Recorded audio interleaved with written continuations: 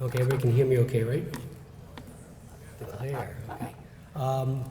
This is the first time I've been to Westminster, and I'd like to thank the organizing committee and Jim for inviting me here.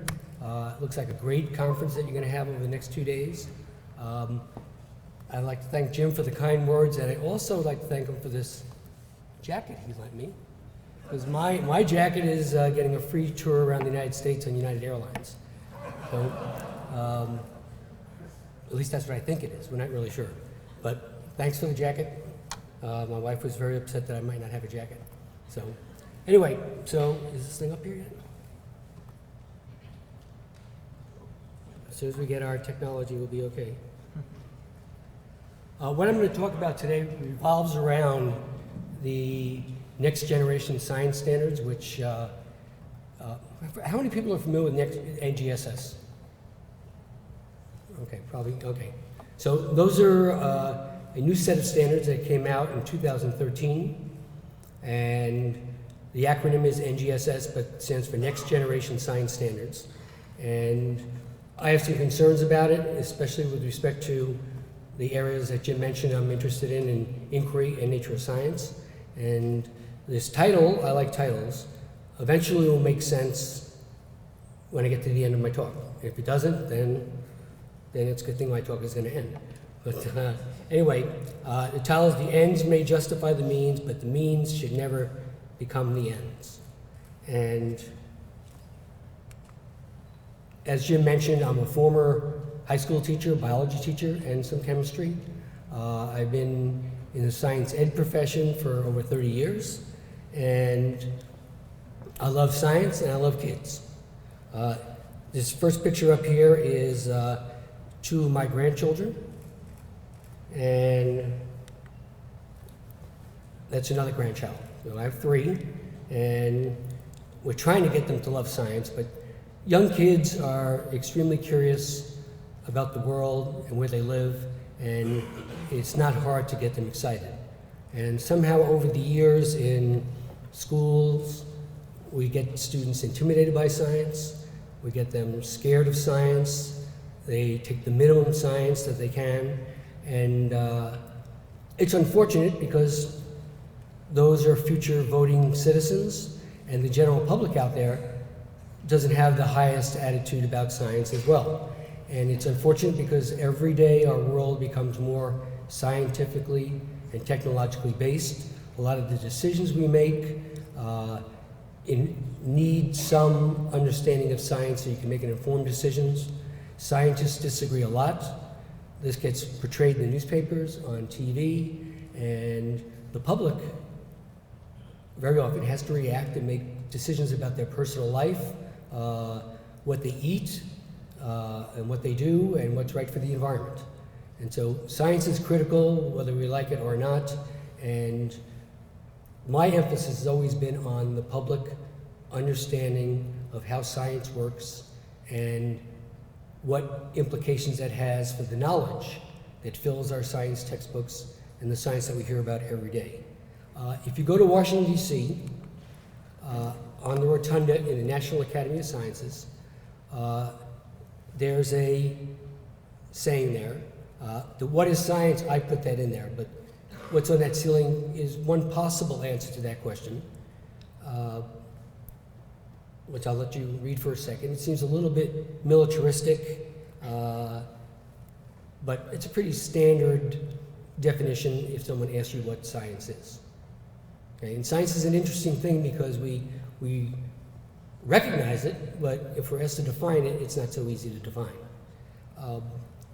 When I was at Oregon State University, which was many years before I was in Chicago, there was a paleobiologist that I used to work with, and I asked him the question, what is science? And his answer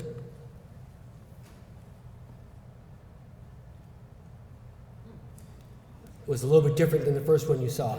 Now, Art Bucco likes to be provocative. He would have been a great speaker at this conference.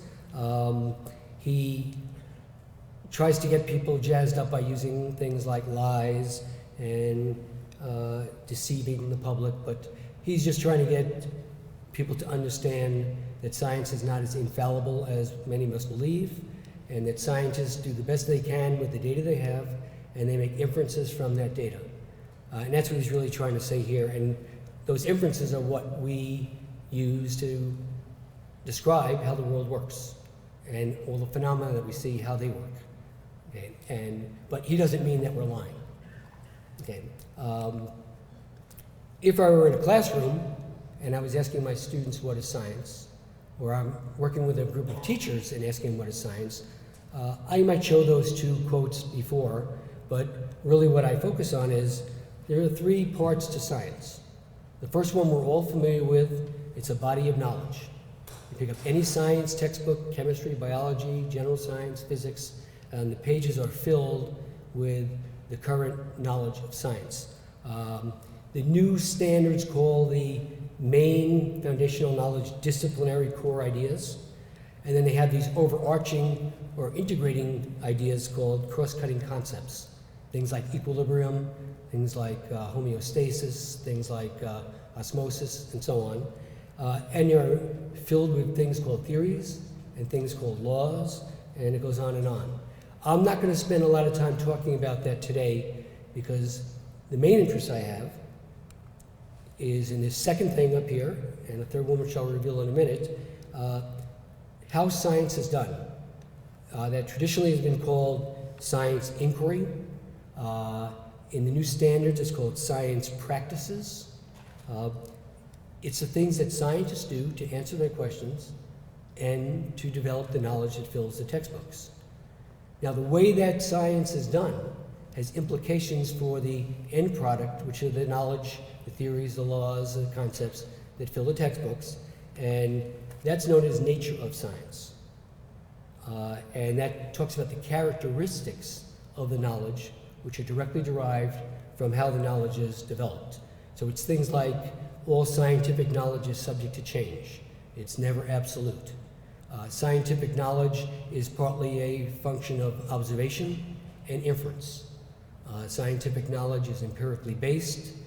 Scientists go out and collect data from the natural world. They don't just make up things of how they think the world works. It always has to be tested against nature. So that's what nature of science is really referring to. And I'm going to spend just about all of my talk on the second two, because all this science that we learn in schools, all this science that we learn from TV, all the science we get from museums, zoos, and wherever we confront science and we want to learn about science, the ultimate goal has always been scientific literacy. We want our general public to be able to take the knowledge that they have of science and use it to make informed decisions about personal issues, about societal issues, to be productive citizens. That's the ultimate goal. And to reach that goal, we need to understand the knowledge, but more importantly, will be my argument, we need to understand how that knowledge was developed and what are the characteristics of that knowledge because of the way it was developed. The same group of people that have on their ceiling that first quote, National Academy of Sciences, here's their definition of scientific literacy. Okay, a little bit more long-winded, but it's saying the same thing, and that is that we want our students and our public to be able to use that knowledge to make informed decisions. That's what we want. We've been trying to reach this goal of scientific literacy since the early 1900s, and by everyone's estimation, we've not reached that goal yet. So we continually try, and we haven't gotten there yet. To get more specific about literacy, this also comes from the National Academy of Sciences. To be scientifically literate, students have to learn how to ask, find, and determine answers to questions that are derived from curiosity about everyday experiences. We want them to be able to describe and predict natural phenomena. We want them to be able to read newspaper articles, watch TV, and engage in public conversations about the validity of the conclusions that are being presented. So they can weigh the evidence or weigh the scientific knowledge in some informed way. Identifying scientific issues that underlie national and local decisions, and express positions that are scientifically and technologically informed. We hear a lot in the news, or we did much more so than now, about whether there's global warming or global cooling. We have many politicians that don't believe certain things that the scientific community has almost total consensus on, and that's always existed in our world, and we want people to know enough about science to be able to make sense of some of these positions and arguments. That's evaluating the quality of information on the basis of its source and the methods to generate it. And that methods to generate it is critical, because that's another way of saying scientific inquiry. And to pose and evaluate arguments based on evidence. Same idea, just long-winded. A little departure for a second here, because this shows up a lot. There are two phrases that you'll hear, and most people will use those interchangeably, but they don't mean the same thing. One is science literacy, and the other is scientific literacy. Now, science literacy really is focusing on how much science you know. It's not about making decisions. It's not about applying that knowledge to make decisions. It's about how much science do you know. One place it's playing itself out right now is in this big push for STEM, science, technology, engineering, and mathematics, which was supposed to mean that the science curriculum would be now integrating those four disciplines. But many universities, and mine included, have taken the emphasis on STEM simply to mean we want to have more science, more technology, more engineering, and more mathematics. And the integration among those is not stressed. Scientific literacy is more in line with the position I'm talking about, and more in line with the current national standards, and that is focusing on things that are science and technology based, but they're in a context of the world we live in, our daily lives, and that's where the decision making comes in. And all decisions are not made just based on the science that's involved, because there are other factors, political factors, social factors, that all are part of that decision. It's not as simple as we don't want to cut trees down anymore because we're trying to preserve the environment. I used to work in Oregon, and that was a big war that went on because many people were employed in the lumber industry. And if you make a decision not to cut down any more trees, you put a lot of people out of work. And so people would be fighting from an economic decision versus something that's better for the environment. So they're not simple decisions. In the national standards, there is a stress on scientific practices and scientific inquiry and nature of science. In the NGSS, nature of science has 8 different components. One is that all scientific investigations use a variety of methods, not just one. One major misconception in the world is that all scientific investigations follow one set and sequence of steps known as the scientific method. But in reality, that's a misrepresentation of science. Scientific knowledge is based on empirical evidence. Scientists collect data from the empirical world. It could be numbers or it can be descriptions.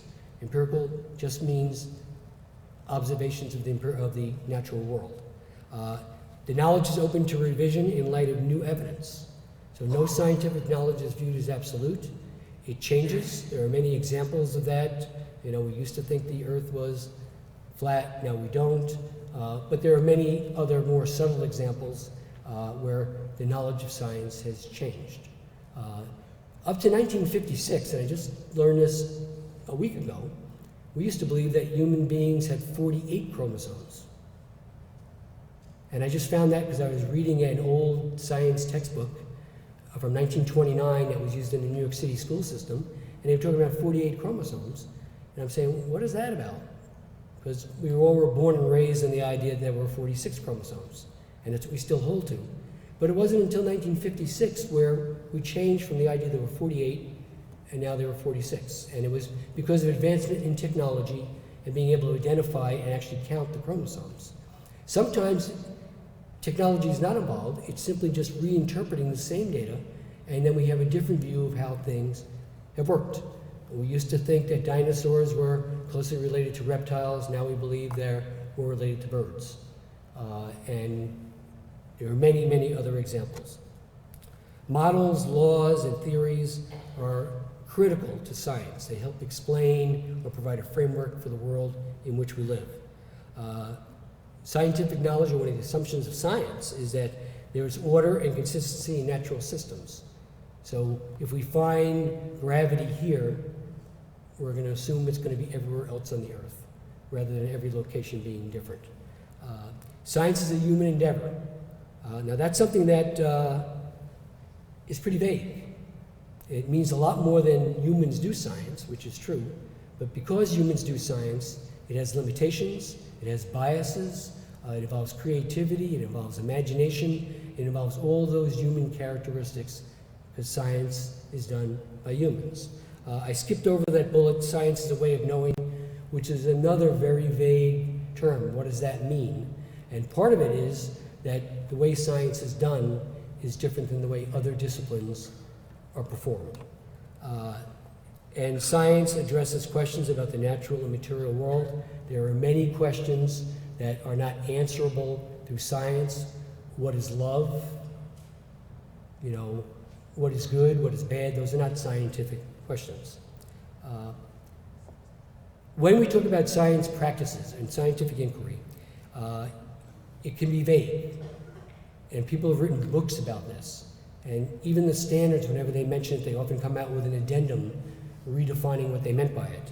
But in curriculum reform, it's used in 3 different ways. One is a teaching approach. If you're one of those folks out here that's prepared to be a teacher, one of the things you're probably hearing a lot in your classes is you should teach science in a way that is very similar to the way scientists do science. You let students develop questions, you let them collect data, you let them develop research design, you let them analyze data, and they come up with the conclusions, and then they argue about the conclusions. And the idea behind that is, if students do science the way scientists do it, they'll end up learning it better. And there's still debate about that. But I'm on the inquiry side of that debate. There were 2 others. One is a performance one. This is giving your kids the ability to do the things that scientists do. Making observations, making inferences, drawing conclusions, developing questions. That's the doing of inquiry. And then the last one on there, which is the one that is often ignored, but it's central to the work that I do, is knowledge about inquiry. Stepping back and looking at what we just did and why we did it that way. It's easy to teach students in a school to design an experiment with a control group. Doesn't take very long to do that. But then if you have those students step back and you ask them, why do we need a control? They can't answer the question. So it's not uncommon for students in science classes to be able to do something that they don't understand what they're doing. My focus is, because I think it's better if students understand what it is they're being asked to do. But often that is left out, and students just do whatever the teacher tells them to do. It often comes down like a cookbook, a set of prescribed steps that they just follow without thinking. Specific science practices, the way they're listed in the National Next Generation Science Standards, I call this the list of verbs. Okay? Students should learn how to ask questions, develop and use models, plan and carry out investigations, using mathematics and computational thinking, analyzing, interpreting data, coming up with explanations, engaging in arguments about their evidence, because it's not uncommon in a science class. If you're a teacher, you know this, but you're all a student in a science class somewhere along the line, and the end of an activity, not every group in that class came up with the same answer. Usually, that gets portrayed as someone did something wrong, but it is very typical of science for people following the same procedures, trying to answer the same questions, coming up with different answers. And neither one of them did anything wrong. And obtaining and evaluating and communicating information. These are things you can teach students to do. That fits into that performance idea of inquiry. If you've not seen the NGSS, it's formatted the way you have it up here. I don't think you can read everything that's there, but it's called three-dimensional science learning. The one on the left are the science and engineering practices, or inquiry. The ones in the middle are the disciplinary core ideas. Those are the foundational theories, laws, ideas in science. And the one on the far right is called cross-cutting concepts. And these are these overarching ideas in science that integrate all the different science areas and are much bigger than individual factoids or facts. The two things that are circled in red are labeled as connections to nature of science. Okay? They are not considered standards. They are not necessarily things that kids will ever be tested or evaluated on. And they're things that I fear right now with the new standards will be left out of the curriculum totally. When the next generation science standards were being developed, there were big debates about what to do with nature of science, and it actually got pushed to the back much further than our previous standards, which of course concerns me because I've been working in that area for 30 years. But now it's kind of an appendix. So what do we want students to know about inquiry? When I work with teachers, a much simplified list is that all investigations begin with a question. It may not be a hypothesis. That's another misconception, that you have to start with a hypothesis. Very often in the scientific world, there is just general questions without any prediction being made. There is no single set or sequence of steps that is always followed, known as the scientific method.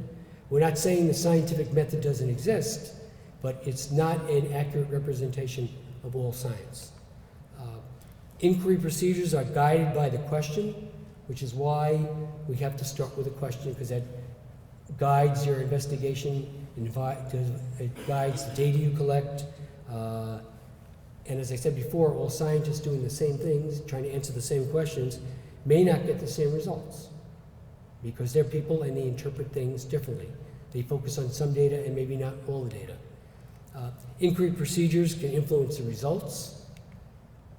Research conclusions must be consistent with the data collected.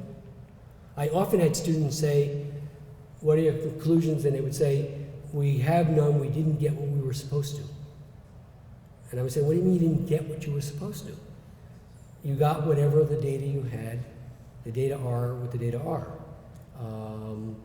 Like the previous speaker, I think one of the last quotes there is, it's just the way it is. So there's always a conclusion, and the conclusion must be consistent with the data. Data are not the same as scientific evidence. We get the data, but then the human mind interprets that data, and then it becomes evidence for your viewpoint, evidence against it, or it can become irrelevant. So evidence is really data that's been interpreted by the human mind. And explanations are developed from a combination of what we already know and the data that we collected. Okay. These are things you don't do, like observing, inferring, concluding. These are things that the student, looking back on what they did, they come to realize. This is knowledge about inquiry. It's knowledge about science. Okay? Historically, this nature of science and inquiry have always been mixed up they've always been there, but they've always been mixed up or combined. In Project 2061, which was called Benchmarks for Science Literacy, came about in 1993. Nature of science was an overarching theme within which inquiry was included. The National Science Education Standards from 1996 put them together in a different way. Inquiry and nature of science were two separate things that were intimately related, but they were different. The NGSS now has nature of science as a subset of inquiry. That's why those little red circles I showed you were connections to nature of science, because they were in the inquiry section. And then, interestingly enough, the knowledge about inquiry are a subset of nature of science. It looks like 3 and 4 are contradictory, but the key thing is that word about in number 4. So number 3 is about doing inquiry, about doing science. Number 4 is understanding about what you did. But you can see from this that nature of science and inquiry have sometimes been kept separate, sometimes are in a hierarchy where nature of science is at the top, sometimes inquiry is at the top. They're always there, but it causes a lot of confusion. What we have found out from over 60 years of research on scientific inquiry and nature of science is that K through 12 students, and I could say that as a general public, do not have adequate conceptions of inquiry or nature of science. Okay? These two things are critical to achieve scientific literacy. Literacy is not just the knowledge, it's understanding how the knowledge was developed and what are the implications for the nature of the knowledge and how do I make decisions based on that. Same thing is true with teachers. They don't typically have good understandings of nature of science and inquiry, which is problematic because teachers are expected to teach these things. How could they teach something that they do not know? It's not that they can't understand this, it's just that if you think back to your science class, you rarely were taught anything about nature of science or scientific inquiry. I wasn't. I didn't learn about nature of science and about inquiry until after I had a master's degree in biology. It just was not included in any instruction that I had. Now people are calling for it more often. It's actually been in the goals of the science curriculum since 1907, but we still have a long, long way to go on that. Okay, what am I doing here? 3. Okay, teachers' conceptions of scientific inquiry and nature of science are not automatically translated into how they teach. When I was a graduate student, it used to be believed that if you understood nature of science, it would affect how you teach. It doesn't. They're really not related. They should be, but they're not. Teachers, and this relates to high-stakes testing that we're getting more and more into, do not regard understandings of inquiry and nature of science as having equal status with the traditional disciplinary core ideas. That's because it's typically not on a test, and teachers tend to teach towards the test, sometimes because they want to, and other times because they have no choice. But they don't value it as much as the other areas. And then finally, what we found out recently, and this is part of my work and my colleagues' work, is that understanding nature of science and understanding inquiry are best taught through a critical reflection that is done explicitly in a classroom on what the students have done. We talked about the experiment we just did and why we did it the way we did it. And without that reflection, students don't come to understand that. Early on, people used to believe that students learned nature of science and scientific inquiry just by doing science. There are many people that believe that today. But students don't go home at night and say, gee, you know, in my class today, Mom, not every group got the same answer. That's probably because we're all different people with different backgrounds, and we interpreted the data differently, and that's why we got different answers. That conversation does not happen automatically, and frankly, if all kids did that, I'd be a little worried. But some of your best students will do that, but most of them do not. They just think somebody did something wrong. So the implicit approach doesn't work with respect to what I'm talking about. The historical approach is another one that people have talked about, and that is going through the historical development of particular scientific ideas. It seems like it would make sense, but the mind works in strange ways, and we tend to believe that what we know today logically progressed in a linear fashion from what we used to know earlier and earlier in time. The message from the history of science approach tends to be that students can't step out of the fact that they're from 2016 and make believe they know nothing. And they tend to think these people that used to believe the earth was flat, that used to believe dinosaurs are related to reptiles, were just ignorant or uninformed, which they weren't at the time that they came to those conclusions. The research shows that it's virtually impossible for students to do that. We come to every situation with some kind of background knowledge, and that background knowledge filters how we interpret what we see. 300 years ago, if you look up in the sky and saw that white object, and I asked you what it is, you would say, oh, that's the moon. Okay? You actually, no, sorry. 300 years ago, you would say that's a planet. Today, you would say it's the moon. It's the same white object, same place in the sky, and one time we call it a planet, and now we call it the moon. But that's because 300 years ago, we used to believe the Earth was the center of the solar system, and anything that orbits the center was a planet. Now we believe the sun is the center of the solar system. Anything that orbits the sun is a planet, that's why we're a planet. Anything that orbits a planet is a moon or a satellite. So depending on what theoretical framework we have about the world, it biases, I'm trying to be like Art Bucot, but it guides how you interpret what you're looking at. There are no value-free observations. They're all within the context of the framework that you're working with. The explicit approach is one that treats nature of science and treats inquiry or practices just like anything else you're trying to teach. It's a goal of your instruction. It's planned for. It doesn't happen by accident. And that's what makes it explicit. Explicit doesn't mean a lecture. Explicit means it's visible in the classroom and it's talked about in the classroom. Hopefully more so by the students than the teacher. The students don't have to use the words I've used, but once they've gotten the idea conceptually, then you can give them the word. But unless that takes place, they don't come to learn nature of science or inquiry, and that's the focus of my work. But I think what's going on in the next generation science standards has forgotten that idea, even though there's 30 years of research on it. Generally, and all teachers know this, students won't learn what is not taught. So if you want them to learn something that needs to be taught, needs to be included in instruction, you may be able to read that fine print at the very bottom, which says, generally speaking, because students learn all kinds of things that you didn't intend them to learn. If you ever collect a student's notebook and looked at what they wrote down after your class, you'd be surprised at some of the stuff that's in there. So that's why generally speaking is in there.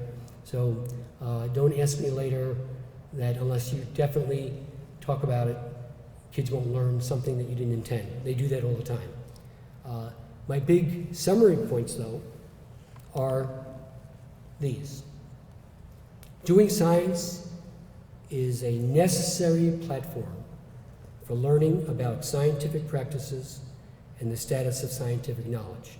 So I'm not advocating at all that we should stop focusing on kids doing investigations. I'm all for that. It's absolutely necessary. It gives them an idea or develops the skills that scientists use every day. But it's not enough just to do the science. Doing science is necessary, but it's not sufficient. It's a means, now we get back to that title, it's a means to the end of students' achievement of scientific literacy. If we want students to become scientifically literate, we need to put them in situations where they can reflect back on what they did, develop their understanding of inquiry, develop their understanding of the status of the knowledge that was developed in that inquiry, realize that it may change, realize that it's not absolute, realize that it's partly a function of human imagination and inference, and also a function of actual data from the real world. So we need inquiry as a platform because we need to have students refer back to. The general public, if you go home tonight and you see a debate on the news about whether genetically modified foods is healthy or not, none of you are going to run out to your garage or your backyard and do an investigation. We put students in the position they're in so they have an idea of how science works and why it works that way. And so then when they're confronted with these decisions they need to make, they use that to weight the evidence. But when we just stop at students doing inquiry, if we stop at that point, we're not going far enough. That's why I said in my title, the means, which are critical, has in the next generation science standards become the endpoint. We stop at them having to do the science practices. And we're missing this whole other step, which is absolutely essential for scientific literacy. Those other steps were in the last set of standards in 1996, but now they're just almost an afterthought in next generation science standards. Okay. Why is that showing? I have an extra slide here for some reason. Students need to critically reflect on the science they've done to develop understandings of how science is done, its implications, the status of the knowledge. Okay? They need to reflect on something, that's the inquiry, but without that reflection, they don't have the understandings that they need to make decisions. Developing these understandings, along with the knowledge of the disciplinary core, the basic foundational science, and the cross-cutting concepts, enables students to make informed decisions about scientifically based personal and societal issues. So it's a package. We need the knowledge, we need to know how it was developed, and we need to know what kind of status that knowledge actually has. So as a final point, doing science is absolutely necessary as a means, but it's not the end that we desire. The end point always has been, and probably always will be, scientific literacy. And if we just focus on the knowledge and the doing of developing the knowledge, we're missing at least two key components of scientific literacy. There are actually more that I haven't even talked about today. So that's my message. If you're becoming a teacher, make sure you engage your students in discussions about what you've had them done and what that means to them and to their lives. If you're not a science teacher but are consuming, and that's what I'm after, people that are consuming science, think about and ask yourself, how did they come up with that? What was the data that they used to come up with that? And what does that mean? That picture on page 5 of your science textbook of the atom, you've all seen it. It looks like the solar system. No one has ever seen an atom. Most students believe that somebody with a strong enough microscope saw that atom. And the picture in the book is instructional, but we don't even believe an atom looks that way anymore. That's based on the Bohr model that looks like the solar system, but in quantum mechanics, the atom doesn't look that way at all. So, same thing if you're in a geology class. There's a nice picture of all the different layers of the Earth, all the way down to the center. They'll even tell you what the center is made out of, whether it's solid, whether it's liquid. As far as I know, other than Jules Verne in Journey to the Center of the Earth, no one has been to the center of the Earth. That's inference that we've made with various types of technology which have evolved over the years, but no one's ever seen it. Students need to know where that picture in the book comes from. They need to know, what does it mean that it's an inference? That means it can change. We may have a different view of it. In fact, we used to have a different view of it. And that becomes important because it helps guide future scientific work, because all those models of the atom, of the center of the Earth, guide the types of questions we ask. They guide what answers are considered acceptable or valid. So there really are critical things for students to know if we want to get to the end point. So inquiry practices is a great platform, is a great means, but it's not the end point. The end point is scientific literacy. So we can't cut ourselves short. With that, I will cut myself short and ask if there are any questions.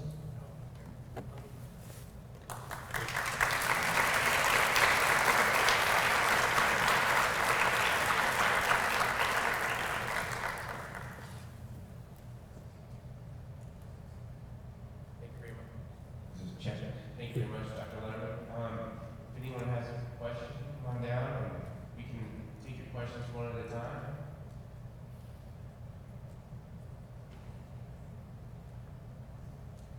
Now's what I'm supposed to say. I must have been totally clear, right? No one has a question. All right, if there's no questions, let's get Dr. Wait, Lederman. I think there's one. Yeah, you saved me. Thank you.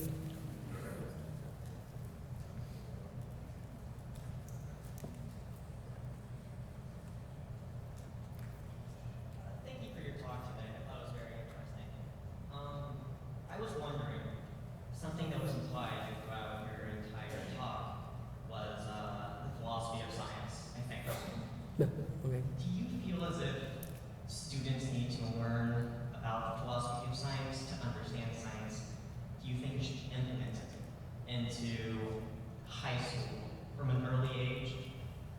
Okay, so this is actually a great question, and it's actually the core of a continuing debate.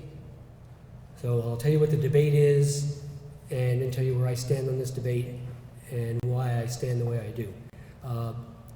There are many people that feel exactly as that question was asked, that philosophy and history of science actually are both very important for students to know. And if they get a good understanding of philosophy and history of science, it will enable them to understand their science better and understand nature of science and how science is done better. We always have to remember that we're teaching biology, chemistry, physics, earth science. We're not teaching philosophy. And so many of my philosophy friends argue for that point.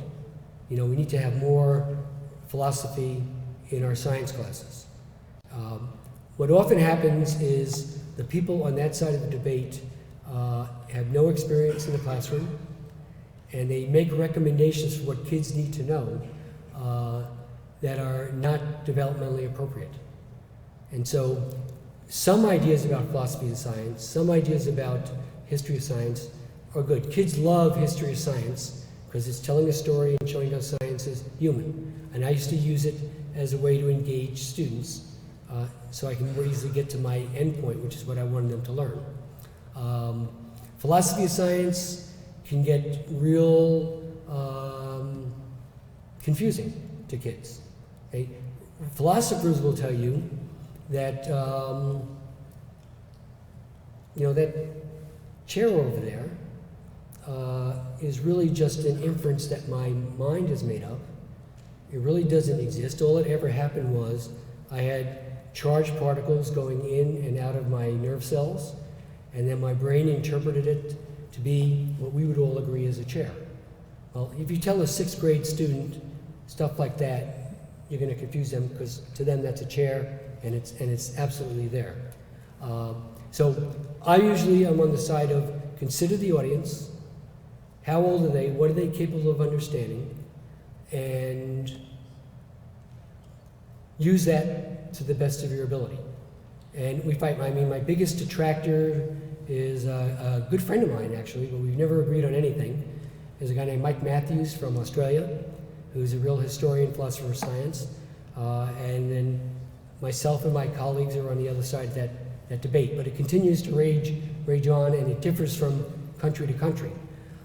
What I can say, and no one seems to pay attention to it, is one of my original doctoral students, Fuad Abdel Khalik, his dissertation studied understandings of nature of science and scientific inquiry in students that were taking a history of science class at the college level, students that were taking a philosophy of science class at the college level, and students in a science teaching methods class.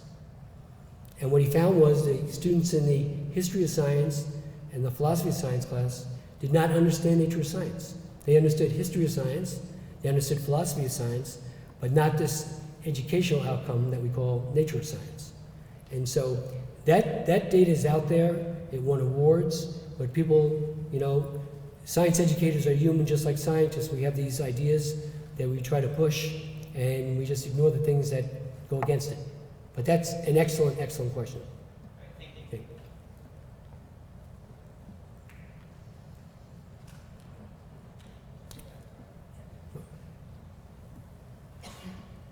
I just have a question, or rather clarification on one. What are you seeing and missing, putting after the process is done, a reflection of the process? Isn't that what it is? How exactly the process, and what is the meaning of the process and why you do it? Correct? That's what I'm saying. Yeah. Isn't that something like that, but more like a critical learning part, Why did what we did, and why in this specific case, that process is valid, and why in other cases the process may not be valid? Isn't that what we missed if we do not do that? Yeah, well, if I'm getting you right, I think this is what's missing from the curriculum. I think in a certain sense, so what we're missing is we're telling we are not producing critical thinkers of science, whose analysis and decisions are made on understanding of science and its relevance, but rather were a process-oriented Yeah, no, I totally agree with that. We call it cookbook science. The students follow the 10 steps and come up with the answer that they know they're supposed to come up with because we talked about it yesterday in class, or verification kinds of activities. If that is true, then I think the philosophy of science is really condensed down or adjusted to accommodate the high school level, the children level, you know. A learning can be taught at different levels. It doesn't have to be at the same level. And maybe that is the component that I'm missing.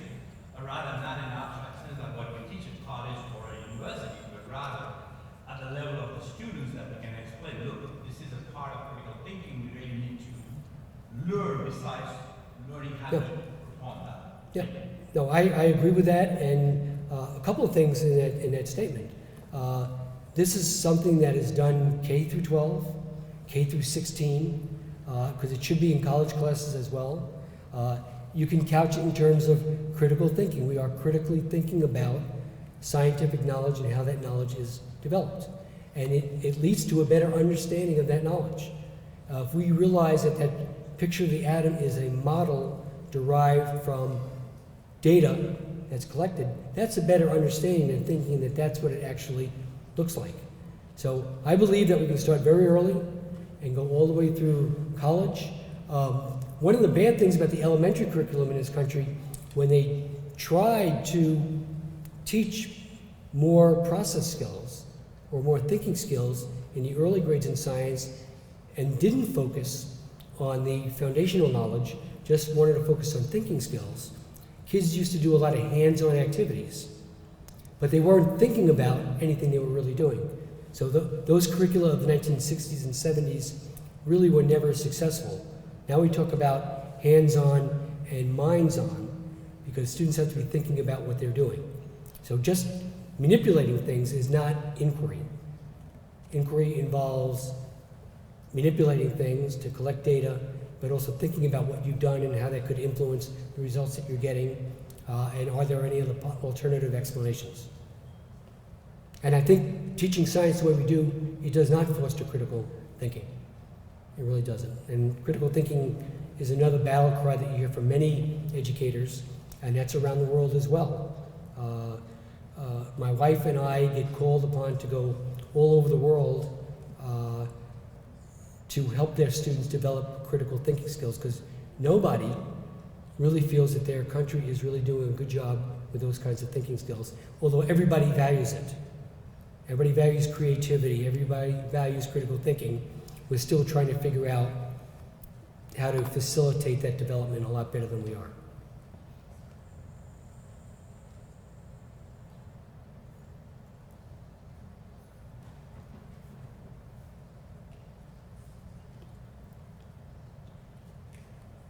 Thank you very much, Dr. Lederman. Let's give another round of applause.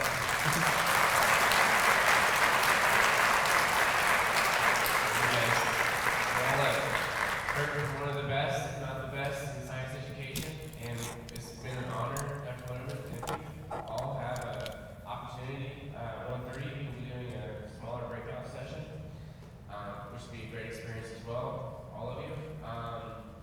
And I was also supposed to tell you that with your passports, you can get a stamp as you leave. Going out, I was told by one of the schools to get a stamp if you want to get a stamp. Okay? All right. Thank you. Thank you.